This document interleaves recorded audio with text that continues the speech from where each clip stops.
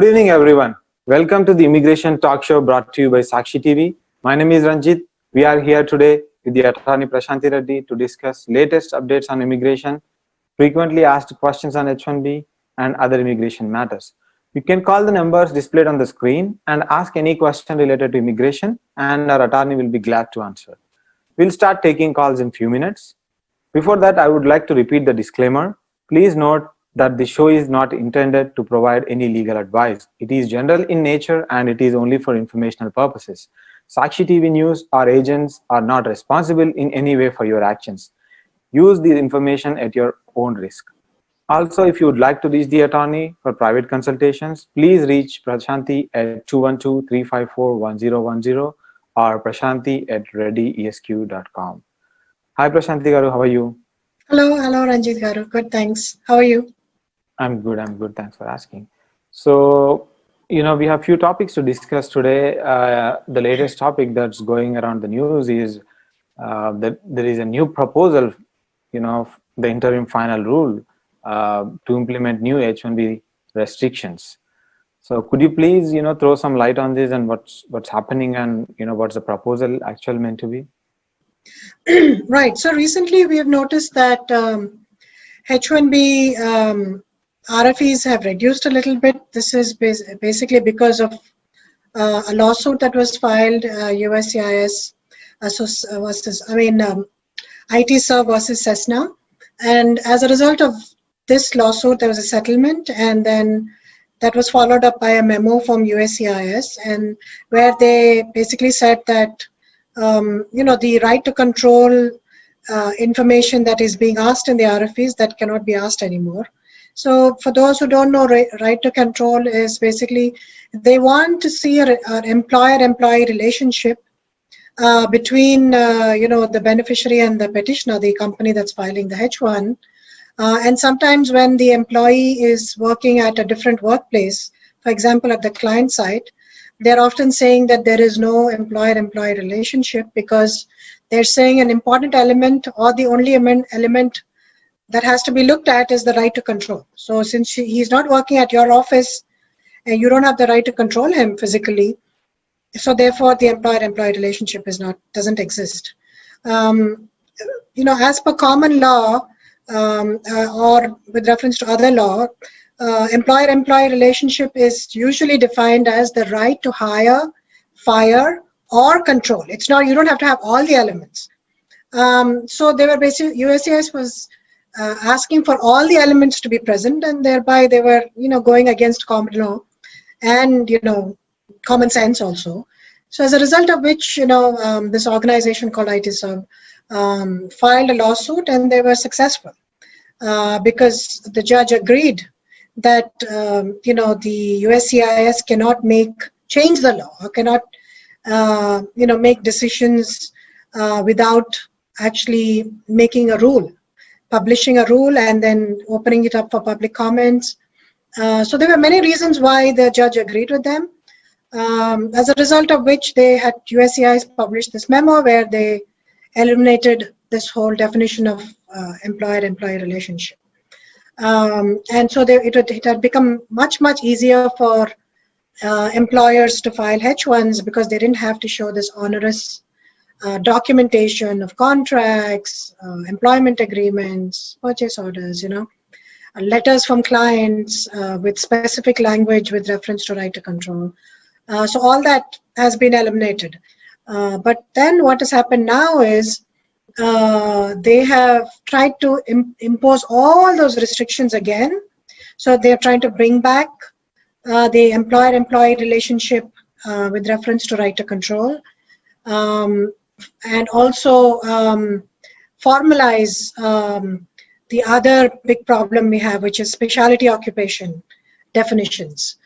This is the other thing the USCIS has been doing and continues to do, because there hasn't been any lawsuit that has been successful so far. There's some pending lawsuits with reference to specialty occupation. So basically what USCIS is saying, and this is again their own interpretation, is that if a profession requires a bachelor's degree in more than one field, for example, if a systems analyst position requires can require a bachelor's degree in computer science as well as engineering, then they're saying that is not a specialty occupation. And that is not the old definition, what the definition is that we know as per law of what the specialty occupation is. Specialty occupation is any position that requires specialized knowledge and which requires a bachelor's degree in a specific field. But specific doesn't mean that it has to be one field. It can mean that it can be several specific fields. So this is the interpretation. They're playing around with that interpretation of the law. So I guess in this rulemaking, they're trying to clarify that as well. They're trying to clarify specialty occupation, and they're putting it in writing that specialty occupation means that there should be only 1 degree required. And if it's more than 1 degree, it's not specialty occupation. So they're trying to formalize what they have been doing in practice. But they're doing this in an interim final rule, which means that when you're doing a rule, going ahead with the interim final rule. So there are 2 ways of making rules. Either you can publish a rule in the traditional way, whereby you have to put it in the Federal Register and then open it up for comments from the public, because the rule should not be against public policy. You have to take comments from agencies, from people, individuals, companies. Everybody is allowed to comment. That's the traditional way of doing it, and that usually takes time because you have to publish it, then you have to wait for comments, then you have to respond to those comments, and then you have to finally publish it in the Federal Register. They have skipped that because that can take several months. An election coming up, we know everything happening with immigration has a political agenda now.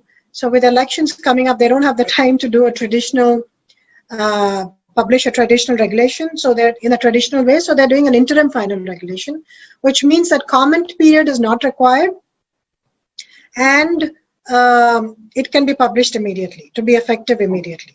Does this mean that whatever USCIS earlier implemented few regulations or rules through memos, they are going through all those things through the rulemaking process, making it a fail-proof? Yeah, they're trying to, so that it can be foolproof and people can't file lawsuits. But that they're not really meeting their agenda, because first thing is, if the regulation is against the law. So a regulation is a rule which helps to implement the law. The law is passed by Congress. The president cannot pass a law. They are only implementing the laws that are passed. So a regulation is supposed to be, a method of implementing, rules to implement what the law is. So via the writing the rules, if they're changing the basic law, then that is again unconstitutional, ultra vires. So that itself can lead to a lawsuit, whichever way they do the regulation, even if they do it in the traditional way. That itself can lead to a lawsuit. So they are not helping themselves there. And second, by doing it in an interim final regulation where there's no public comment period, that is really open to lawsuits, because you can only do such a regulation if you show that there is an urgent need right now and time is of the essence and it has to be done right now. This could also attract a lot of lawsuits. That is what we are hearing from, ALA, a lot of attorneys. So what do you think, if they are pushing this through interim final rule without notice and comments, will this be going to be a nightmare for the H-1Bs as well as? Yes, at least, yeah. In the temporary run, we don't know what will happen to the lawsuit. They can cause a lot of harm while the lawsuit is pending, because even if they immediately file the lawsuit, which they might, the thing is that the judge has to grant an injunction so that the rule is not applied. So they may or may not do that.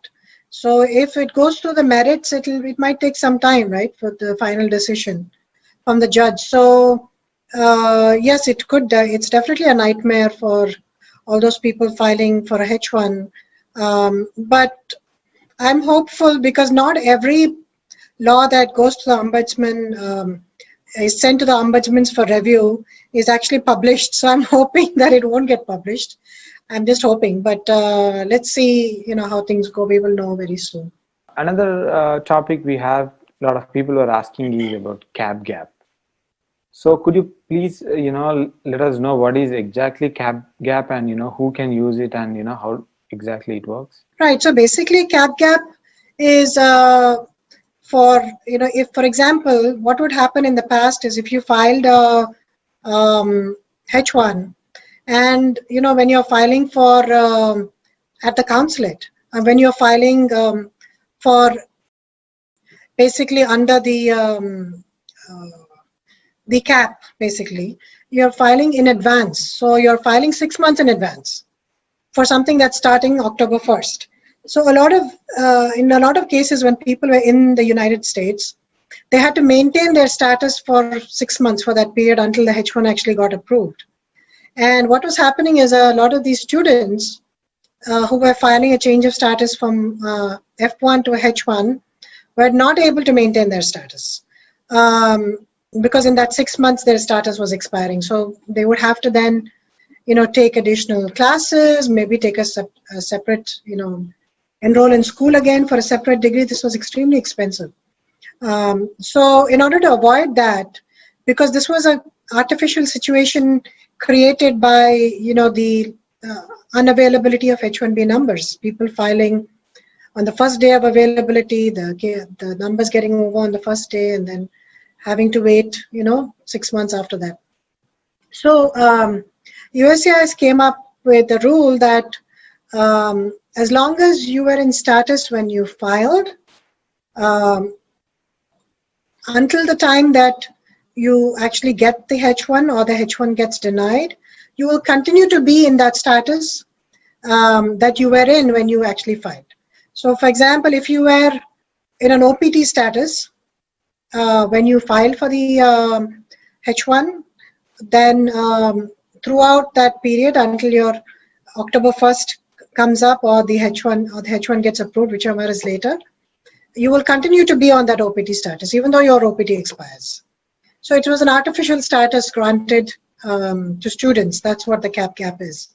If you were in your 60 days grace period at the time of filing, which means that you were not authorized to work as of the time of filing the H1, then you don't have to leave the country, but you cannot work because you are not in your authorized OPT period at the time of filing.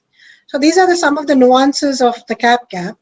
In order to qualify for the cap gap, all you need to do is provide the student designated student officer, DSO, with a copy of the H1B petition, and then the receipt when it becomes available, and then they change your status in Civis to cap gap, and then once it's approved, they again change it in the Civis so that it's reflected that they are now on a H1. So that's pretty much in a nutshell how it works.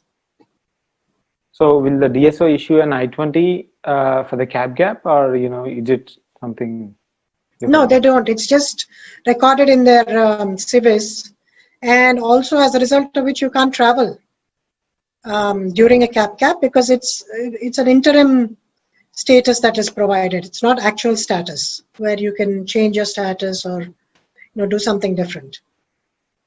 Okay. Another question is the follow-up. Can they work on the cap gap? Let's say their OPT just expired and they are waiting for the H1 to kick in on October 1st. Will they be able to work on the cap gap? Yes, they can, but provided, as I said, whatever status they had as of the date of the H1 being filed, that will continue to be their status. Okay. So if they were on OPT, even though the OPT expires within the next 6 months after they file, it will be as if they are in OPT. So yes. Okay, got it. They can work, but they cannot go out of country. That's one thing. And another question is, what happens, let's say this cap gap you said is only until September 30th, and as soon as the H1B comes in, that's H1B will take over. But then sometimes in situations, the H1 won't be approved until sometimes November, December, sometimes even goes into the next year. So what is the situation, when such thing happens and H1 is not approved even after October 1st? So that it becomes a problem. If the H1 is not approved by October 1st, then that cap, that artificially created status no longer exists, right? That this is a nuance of the cap law. That artificially created status no longer exists. And then as of October 1st, they have to get on to, either they have to take classes again, so they have to change their CVs and become a student again, a full-time student. So they have to then continue taking classes in the summer or whatever it is. So they have to continue their status and plan for that. Because if they don't, then there is no cap. And if their status has not expired, it's fine, Ranjit. For example, if they're still on OPT, then it's fine. They can continue. Or they're on CPT, or they're just, a full-time student, they can continue. But if they are not in any other status and they're only dependent on the cap for their status, then unfortunately they'll have to change status or get into some kind of a valid status before October 1st, which is basically, take additional courses on their F1 status. Or better, they upgrade it to premium and get the result faster. So, you don't have to go through. Yes, but usually in the past, premium has never been available for cap cases. Only recently it has become available. So if premium is available, of course, that's a no-brainer, they should do that. But if that's not available, then they have to either leave the country and then come back, just to consular processing, or, stay back and then continue to take classes and safeguard their status.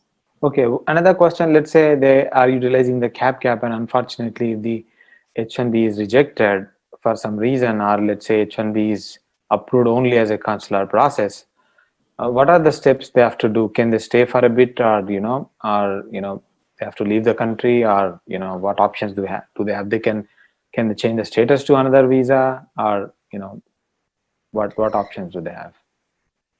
So if after being granted the cap extension, H1 is rejected or denied or revoked, then they will have that standard 60 days grace period. And then, before they are required to depart from the United States, they have given them that. Because then it becomes, very sudden, and then for them to leave suddenly also is a problem. So with that 60 days grace period, then they should be able to revert back, to an F1 status, as I was mentioning earlier. And then, maybe file for the cap next year.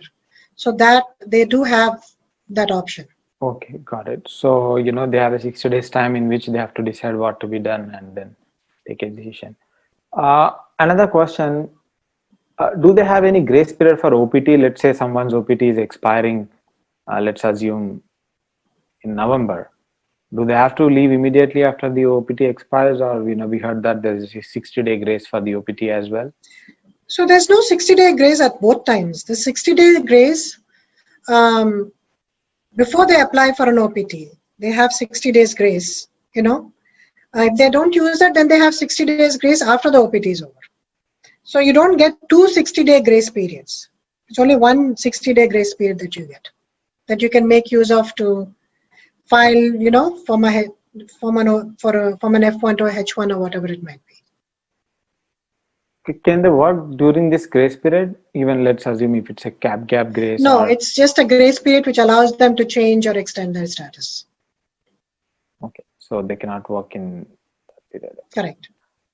He is going to file green card through marriage, but then he's on H1B and he's about to file the green card on the basis of the marriage, but he just lost the job and out of the job for a month.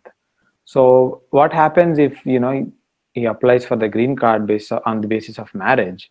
So will this 1 month of whatever the period he's not on job, will it affect the green card in any way? So it depends on what basis he's filing for, if he's married to a US citizen or he's married to a permanent resident. That makes a big difference. US citizen. If he's married to a US citizen, then even if he's out of status, he can still adjust. That is the only exception. Immediate family members can adjust, even if you're out of status. But if you're marrying a permanent resident, for example, then you have to show that you're in status as of the date of filing the adjustment of status application. But if you're married to a citizen, even if you're out of status, As long as you entered legally, you entered with inspection, you can still adjust. So this applies to children of citizens, spouses, or parents, all immediate relatives.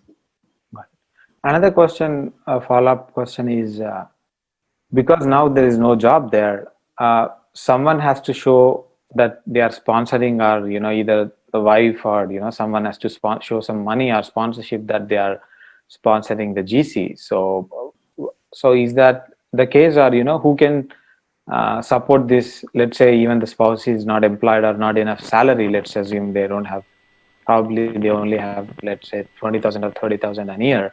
So what options they have, and who can show the sponsorship option? Right. So recently, of course, that has become much more important, and it's extremely critical for approving of the case itself, because of the new public charge law, which was implemented for some time, and right now it is not being implemented, but it might come back. So yeah, it's very important in an adjustment of status case to show that you will not be a public charge.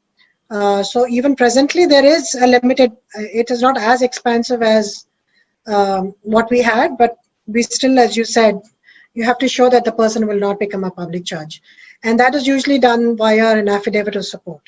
So usually the person who's sponsoring, like the US citizen spouse, will fill out an affidavit of support saying that, their spouse the beneficiary or the spouse will not become a public charge, and they'll take care of them. But in order to do that, the spouse who is petitioning has to have a job or source of revenue or something.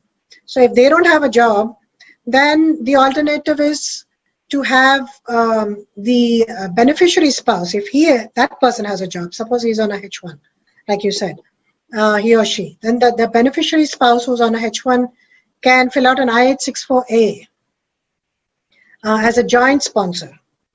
So that is possible.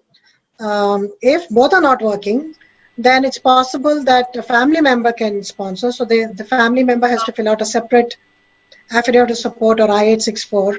It could be a parent, a relative. It can really be anyone who is swearing to, make sure that you don't become a public charge and is responsible for making sure you don't become a public charge.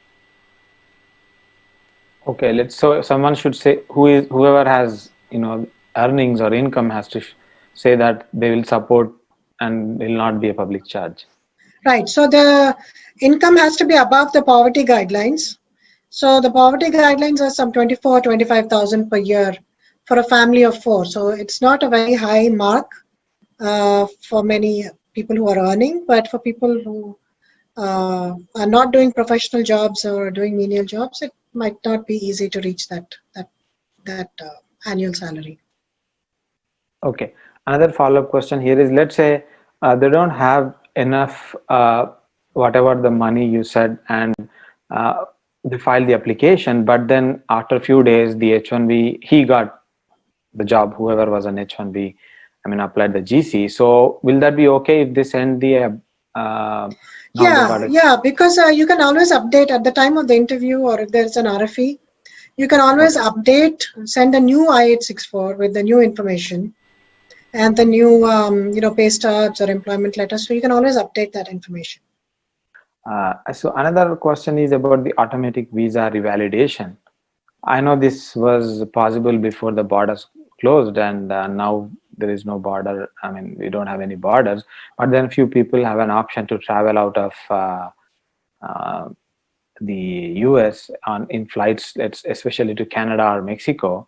So we would like to know about this automatic visa revalidation and how exactly that works. So now what I mean by visa revalidation is basically you do have to go out of the country. You do have to put your visa in the documents in a Dropbox. But what's being waived is the interview process. And that is not, it is not automatic in the sense, from the meaning of the term. Yeah, Prashanti, we have a caller. We'll continue this later. Sujana, I think. Sujana, are you online? Can you hear, Prashanti? I can hear, but it's very. If you can hear, then if you tell me what the question is, I'll answer it. Okay, yeah. Srujana, go ahead. I'll repeat the question. Okay, okay. So I'm currently on my STEM extension. So recently, I have shifted my employer from employer A to employer B.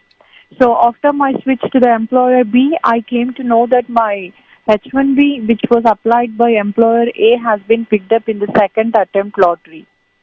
So now my question is there any possibility that can I make use of the H1B picked it through employer B? Will there be any kind of possibility, or should I rejoin employer A and go with them? What do you exactly suggest? Yeah, so she says that she is in STEM OPT extension, and she moved from an employer A to employer B. After moving, in the second lottery, the H1B got picked from the employer A.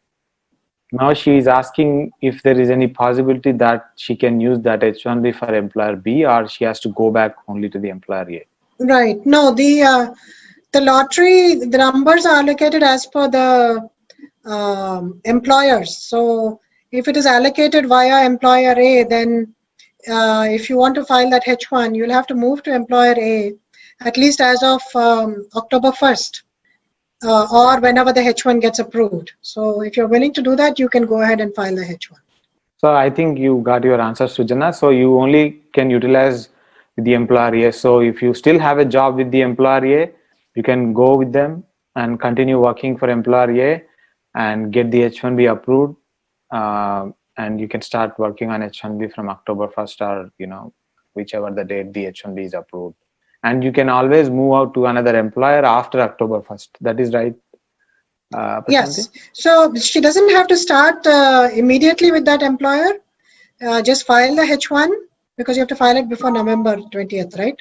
So just file the H1, and if it gets approved, then as of the date of approval or October 1st, whichever is later, you have to start working for that employer.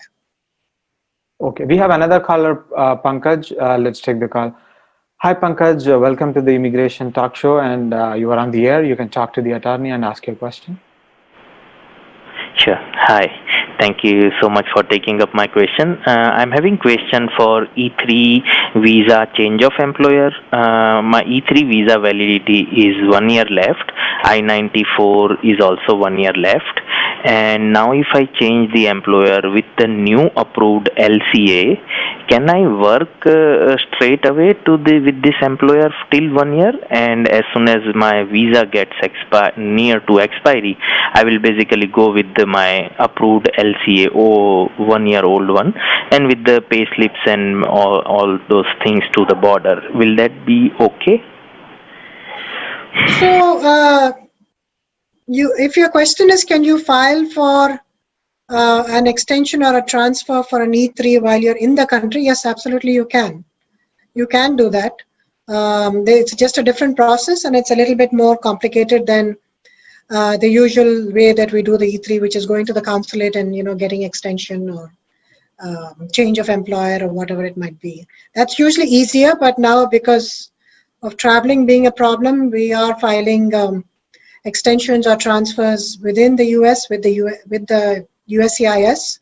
So yeah, it's just like filing a H1 transfer or extension. You can absolutely do it. You have to file the I-129 forms along with the LCA. So it's a different process, but it can be done, yes. Okay, we have another caller, Neetu. Hi, Neetu. Welcome to the show. You can ask your question. You're on the air.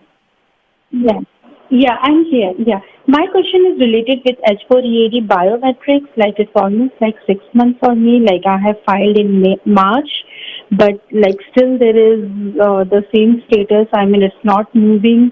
And whenever like we are trying to call USCIS, they are just extending the timeline, like 60 days, it's become 90 days now. So any idea about the biometrics or any changes you are seeing in near future? So we are getting biometrics now for H4EADs. We're getting biometrics appointments.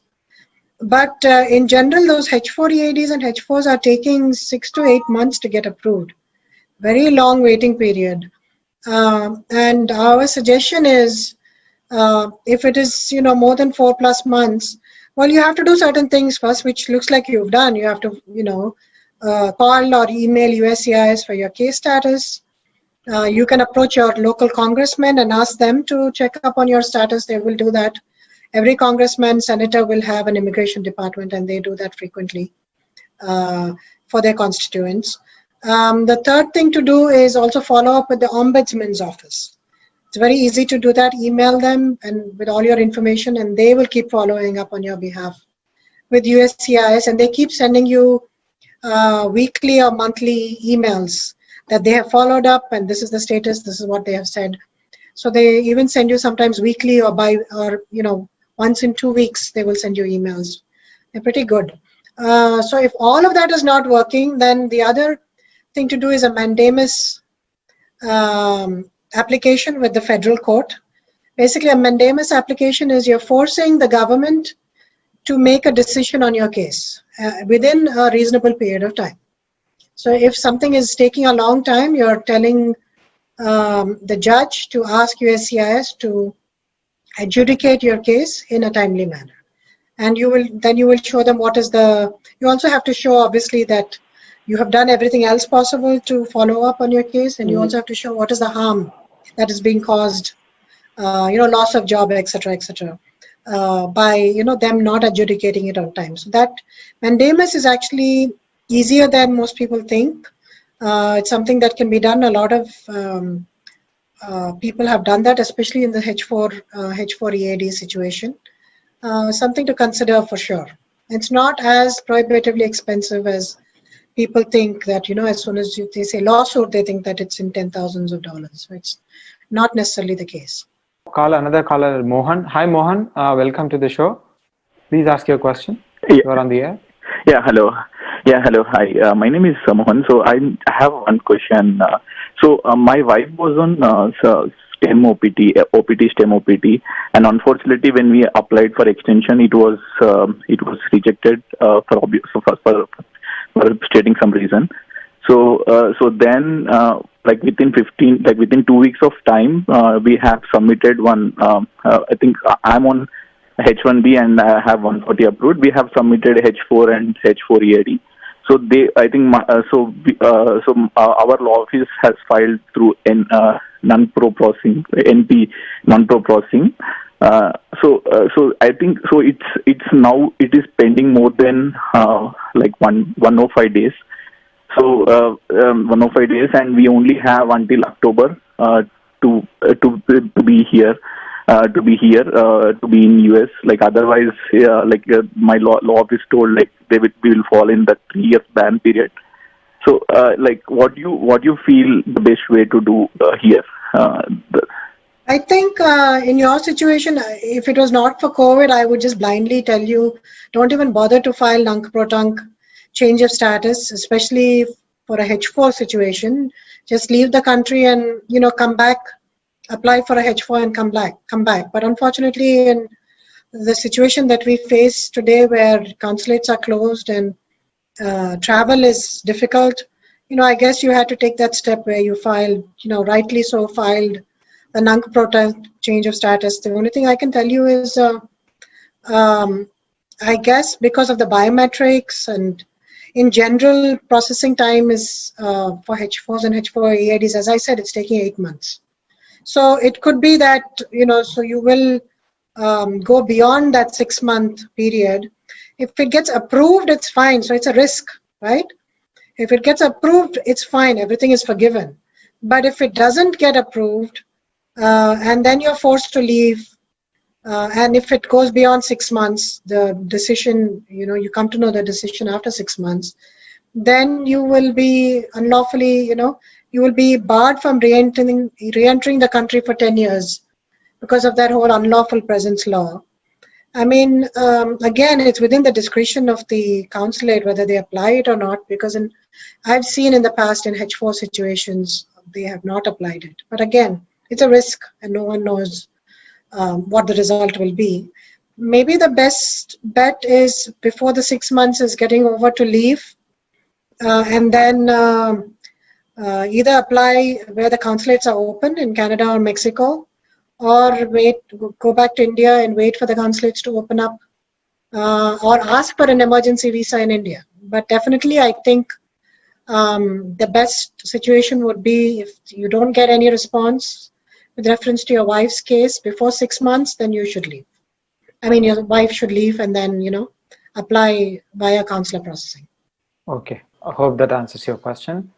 Okay, going back to the automatic visa revalidation that we were talking, how does it actually work?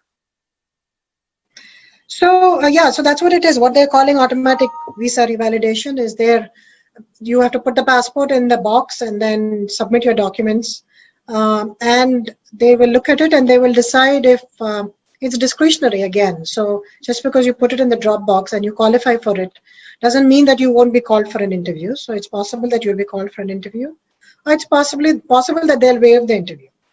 So that's how it pretty much works. But in the past, visa revalidation was meant that there was no interview period. You didn't even have to leave the country. You could simply apply with the Department of State here in the US, send in your passport for a visa revalidation, and they would stamp the passport and mail it back to us. And that was really visa revalidation in the true sense.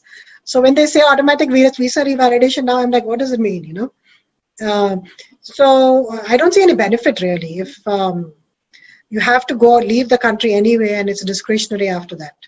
But I mean, what we've heard is because of the consulates being closed across the world, they have extended that. So usually the visa revalidation that we're talking about is if your visa has expired within 1 year, then they say that you qualify for visa revalidation. So you have to leave the country. We have a caller, Rajesh. Let's take the call and then we can continue. Hi, Rajesh. Welcome to the show. You can ask your question. You're on the air. I am on L1A visa right now from February 2020. And I have got H1B petition which was approved on 2014-15 lottery system, which was never used. I never used it for stamping. Due to some COVID situations, my company may ask me to kind of leave the country because the project is not there. I'm just trying to see if I can use my H1B petition, which was there earlier, to kind of convert my visa status. Right. So the change of status you want to do from L1 to H1, and you're trying to find out if you're CAP exempt because you previously had a H1. But if you have never used that H1 before, if you have never been on the payroll after that H1 got approved with that particular employer, even for a day, then it's possible that USCIS might take the strictest interpretation of the CAP law, and they might say that you don't qualify for a CAP exempt case because you've never actually worked on that H1. But if you have the luxury of doing it, and if you have the time, and if you're not falling out of status, then I suggest there's no harm in trying to file a change of status from L to H and do it premium processing so that you get a response quickly and you can leave in case they say that you're not eligible for the CAP exempt. So what I'm saying is it depends on the officer. Most of the times it doesn't work, but sometimes it might. So there's no harm in trying. Okay, Rajesh, hope that answers your question. So I have a question that we got offline. Let's say the H1B that's picked in the lottery and it's already approved. Let's say it got approved even in July itself. But then the question is, can they transfer it to another employer because it's already approved in July and they don't have to wait until October to kick in? Or they can transfer until October 1st? What is the exact scenario? Yeah, so good question. So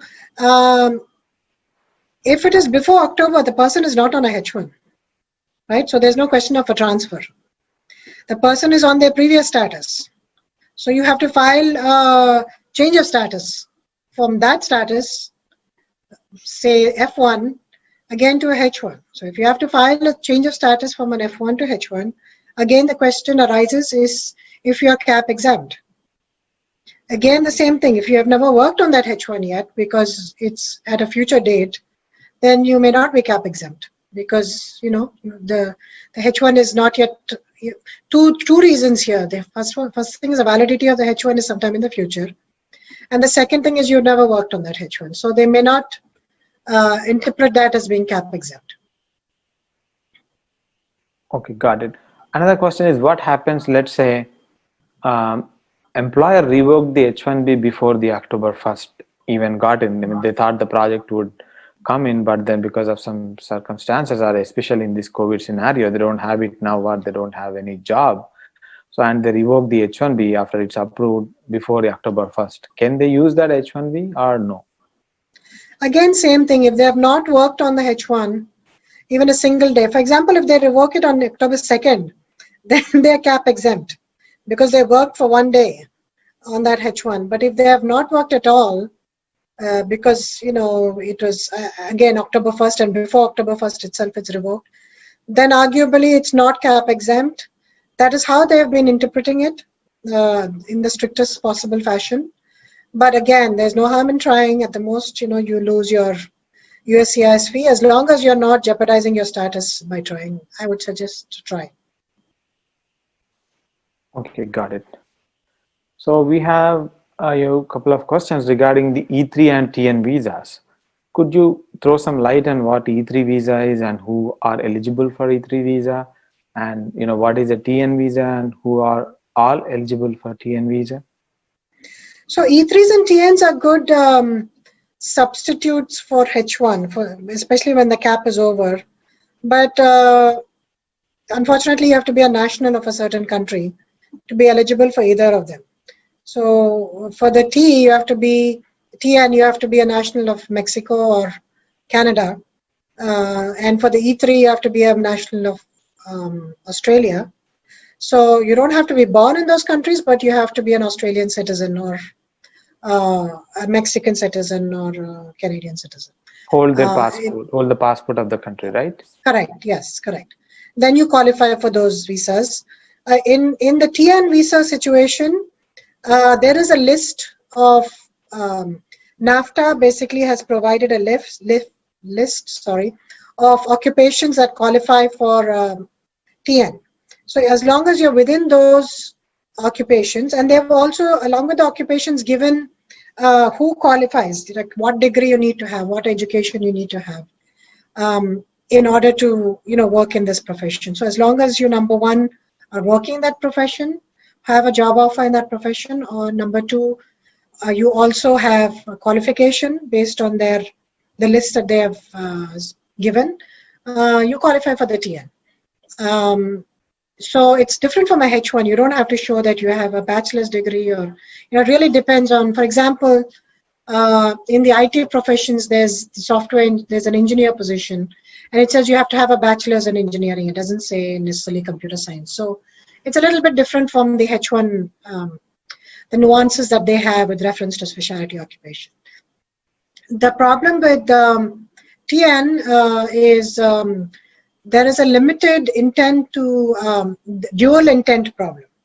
On a H1, you can, have a green card application pending and be on a H1 at the same time, and there's no issue.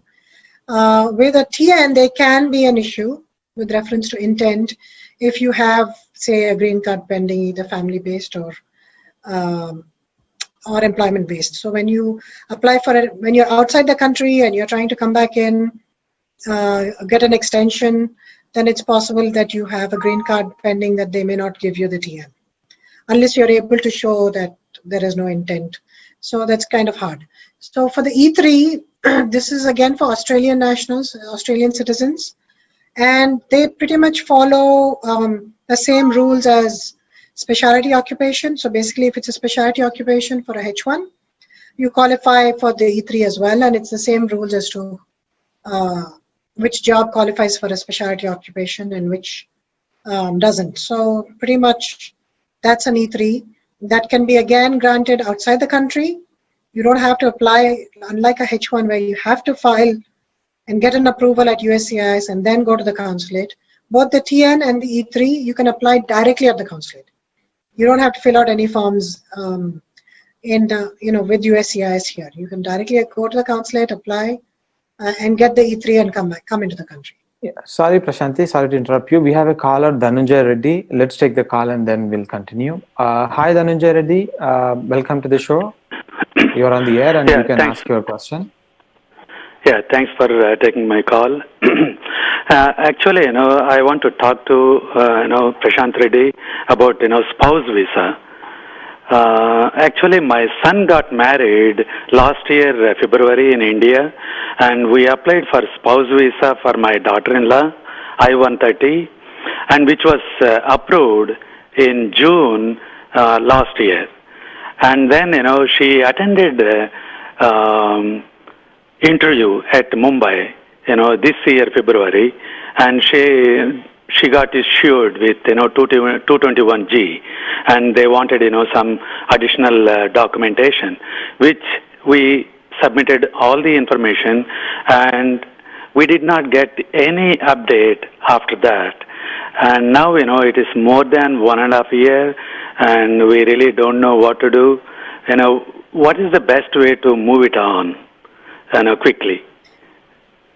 So I think the problem here is the COVID. Otherwise, you would have gotten something. I think it's COVID related. Number one, the consulates are closed, so they're not processing any cases. So that is causing heavy delays. They can't call for interviews. They can't, there's very skeleton staff in India. Number two is also the fact that they cannot issue you the immigrant visa now because of the presidential proclamation. The first presidential proclamation, if you recall, basically was for family-based petitions, and it said that if you have not yet received an approval or an immigrant visa approval, then you fall under the proclamation, and as a result of which, you have to wait until December 31st in order to, for any visa to be granted. So you've been hit in two ways. One, the consulates are closed, so processing is not taking place, and second is, even if they open up, the visa cannot be granted, the immigrant visa, unless the proclamation is removed, or it dies its natural death, or something happens with the court. There are a lot of court cases, by the way, against even that. AILA has filed a lawsuit against that family-based proclamation. So if some good news comes with reference to the lawsuit, then maybe you can request for an emergency. You don't even need an interview because the interview was already done. So if they're still taking a long time, the other option is, if the proclamation is not in place, file a mandamus petition, which I was talking about earlier. This applies even to consulate cases. So you can, since DHS or Department of State is a government organization, you can file a lawsuit against DHS asking them to process the visa quickly. In the interim, I suggest that you wait until something happens with the proclamation, because nothing else can be done for now. Yeah, Dhananjay, hope you got the answer. Hi, Prashanti, going back to the previous E3 TN visa. So the E3 and TN visas, both of them, you don't need to file an I-129 or any other form like H-1B. So they could just get it. E3, I believe you can just go with, I believe you need an LCA and you have to take the LCA and offer letter with the consulate and get the approval. Am I right? Yeah. So you just need a LCA approved, and you need what's called a petitioner letter. So the petitioner letter will explain about the company, will explain about the job, will explain what the qualifications are, the beneficiary's qualifications. So pretty much the same as a petitioner letter in a H1 situation, where you have to prove that it's a specialty occupation. So that explanation is needed, and that's usually given in the form of a petitioner letter. So that LCA, the petitioner letter, the educational documents, and an evaluation of the education documents if it's not a US degree. That's what is needed. And of course, an offer letter, employment agreement from the employer. Yeah, for TN visa, I heard that you don't even need an LCA, just an offer letter at the port of entry would do. Am I right? Or is there anything that's needed for the TN visa? Pretty much petitioner letter is required. And again, evaluation of the credentials, the educational credentials, to show that they qualify for the TN as per NAFTA regulations.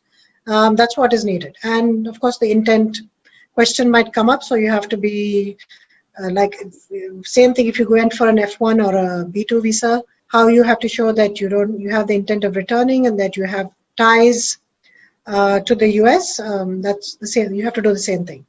Okay, I think we are at the end of the show. So, so I would like to again repeat the disclaimer. Please note that this show is not intended to provide any legal advice and is very general in nature. It is only for informational purposes. Agents or Sakshi TV agents or news are anyways not responsible in any way for your actions. Please use the information at your own risk.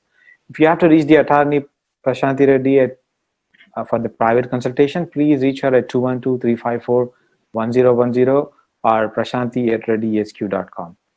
Thanks for all the calls and watching the show. It was a great session with interesting topics and questions. Please call in every Wednesday at 6 p.m. EST to watch the Immigration Talk Show. Again, it's every Wednesday at 6 p.m. EST on Sakshi TV. Thanks, Prashanti. Thanks for your time. This is Ranjit signing off. Thank you. Thank you.